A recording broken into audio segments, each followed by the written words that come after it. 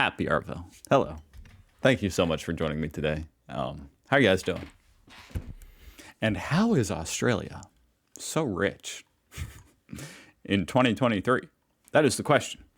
The Geography Bible has the answer. Go check out their channel, link down below. Awesome channel.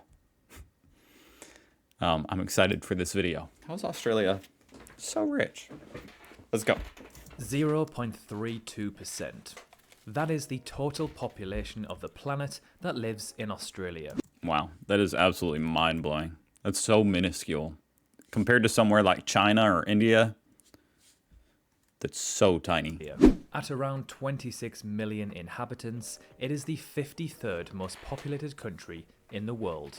A gigantic country that itself is a continent located down under. It is rather secluded and thousands of kilometers away from... You know, it almost looks like America, like upside down. Stupid thought? Maybe. Let's keep going. ...any other major civilization. Yet it has the 13th largest economy on the planet, and Australians find themselves as being the 20th richest on Earth in terms of GDP per capita. Pretty remarkable, considering how the population is relatively small. You guys are so isolated in your location. Like you're literally on a giant island. I mean, even the cities are isolated within the continent. The continent itself is also isolated. And yet, you guys play a big role in the global economy. Pretty remarkable. So just how is Australia so wealthy? Who knew sending a bunch of, what were they, felons?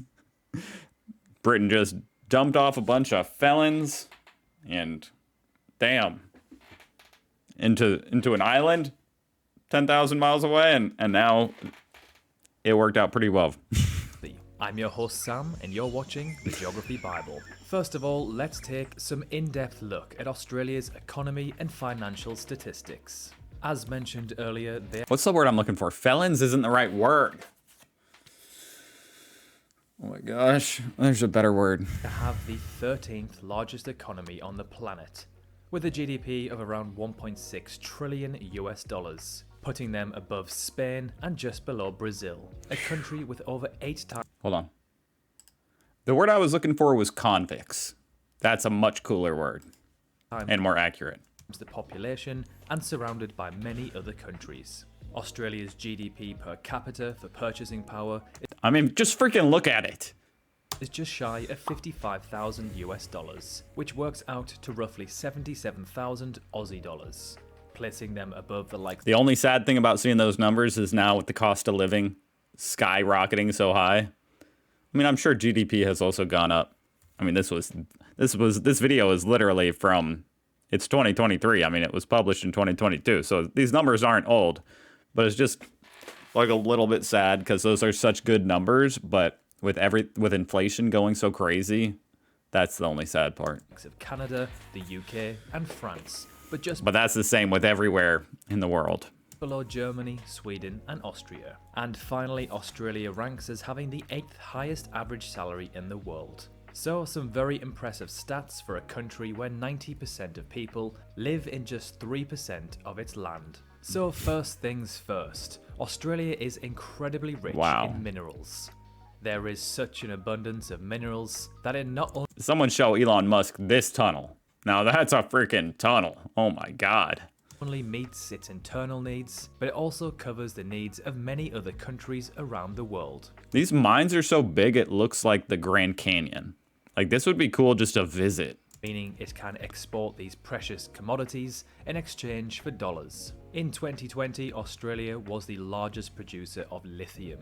Wow. You might have heard of this compound. It is used in batteries, and in case... It's a pretty big deal these days, and it's only getting more in demand. In case you haven't noticed, cars. Batteries are extremely important in today's digital age, especially with the gigantic boom in electric cars. Speaking of Elon Musk. Therefore, Australia is capitalizing on this opportunity, especially in China, where 41% of all electric vehicles were purchased in 2020. Australia is also the largest aluminium and opal producer in the world and the third largest producer of diamonds. Another export Ooh. that helps to propel Australia. I did not know that. I think of diamonds as being all from Africa by like, you know, what's the word? I mean, they call them blood diamonds, you know, like, but that's good to know. I want a diamond from Australia. Australia to the top of the rich list is food, and its food industry is almost entirely based on local produce. As Australia is not short of space, it has vast areas of the country occupied by cereal crops. Because Australia is just so darn big, it has many different climates and can grow different fruits and vegetables that are typically found in different climate zones around the world. Gotcha. In the north, you have rainforest conditions. In the center, you have desert. And then far down into Tasmania, you have temperate climates, which are more like that of the UK's. Also, Australia is one of the countries with... Somehow even the grass here looks like the UK. It doesn't look like American grass. I don't even know what... It's the color or something. ...climates, which are so more short. like that of the UK's. Also, Australia is one of the I could be countries with crazy. the largest herds of livestock around the world. The More sheep than people, right? number of sheep in the country is the second largest in the world, only behind China. And for beef exports, only Brazil beats the Aussies. Australia's total export value... How do you even export beef like that? Being all the way down in Australia, how do you keep the beef from going bad? You gotta be quick, huh? ...is just shy of I mean, I guess you freeze it. I don't know. $500 billion US, with China, Japan, and South Korea, three other major economies, being their biggest trading partners. Australia ranks as being the 8th highest country on the Human Development Index. The index Norway, Ireland, Switzerland. No America, dang it. considers the health, education, and I thought we were number one. income in a given country to provide a measure of human development. Germany. Which is comparable between countries and over time. Scoring high in this index usually means that the country is in a great place in terms of finance, society, education, and quality of life. It doesn't mean that it's perfect, but when a country excels... Beautiful. Wow, look at the cruise ship. Is it possible to take a cruise? No. That's a dumb question. I'm not even going to finish my question. these sectors, it usually I was going to say, like, from America to Australia. translates to a strong and healthy economy. A country with poor education, working standards, civil war, and unrest will be very unlikely to have a booming economy with wealthy citizens. For example, the DR Congo is one of the most naturally rich countries on Earth, has a population of around 90 million, and a super young populace. Oh my gosh. 17 years on average. Yet, it is one of the most corrupt That graph was just going straight up. and poor nations on Earth, with an economy of just 50 billion US dollars. Well, at least it was going up quick, huh? On Earth, with At least it's going up. an economy of just 50 billion US dollars. Australia's relative peace has also helped to maintain its strong economy and position. Over the last century, Europe has been annihilated flat twice. South America and Africa wrecked by civil war. That is kind of the nice, and we enjoy that too over here in America, where it would be very, very, very difficult for anyone to invade America or anything, just because of its geography. And it's the same with Australia. I think that's really great for flourishing an economy and stuff, like having relative peace. Wars and coups, and Asia, all of the above. Australia and North America as well. And the have people, for the most part, the people of Australia are so united, you know? It's not like you're all fighting each other. been pretty much untouched, and so are wealthy. This isn't to say that Australia hasn't invested and been involved with wars, but there has certainly been no air raid blitzes over the Sydney Opera House. Its immigration policy is another factor that plays an important role to its wealth. Unlike other countries that have immigration policy aimed at greater cultural and ethnic diversity and to attract younger workers to help stimulate their economy due to an aging population, Australia concentrates on bringing in highly skilled and needed workers as opposed to just anyone. For example, if Australia starts to It makes sense. A lot of people want to live in Australia. You guys get to pick and choose. That's That is a very important thing. that they have a shortage of doctors, engineers, What did I and just do? teachers, they will slacken their immigration rules to allow more of these highly skilled workers to enter. Australia's education system is one of the best in the world. It is modern and highly regarded. Therefore, many international students who of course have wealthy families may apply to live and study in Australia. These then already wealthy students may go on to secure high-paying jobs and further boost the Australian economy. Pre-pandemic, Australia was Is there? This might be this might sound dumb, but is there like there must be an Australian stock market? I mean, this guy's trading stocks or something over here. So I don't know. That would be interesting to work at the Australian stock market in exchange. jobs and further boost the Australian economy. Pre-pandemic, Australia was a dream destination. Travellers from all across the globe, including myself, would flock to the land down under. Look at to that see its paradise. many incredible attractions and so I always wanted to try this, whatever this is. Wind surfing? No, para surfing? in its gorgeous sunshine. Cosmopolitan cities, national parks, architectural landmarks, beaches, and amazing weather. It's no surprise that in 2019, I mean, that is a road right Architectural- there that an American can appreciate, you know?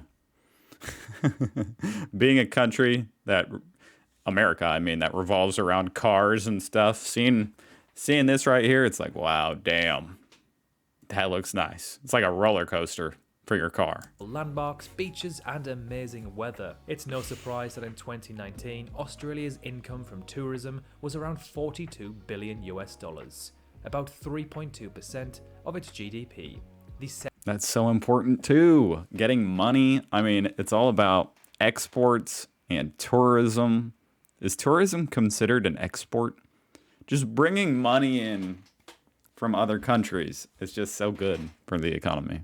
seventh highest in the world. From the Sydney Opera House to Ayers Rock to the Great Barrier Reef, Australia has some of the world's most fascinating landmarks and attractions. Australia's booming housing market is great for bringing in money to the country on taxes due to massive demand of new buildings and homes, but not so great for the everyday Australian trying to buy a house. Very similar to what I see in London.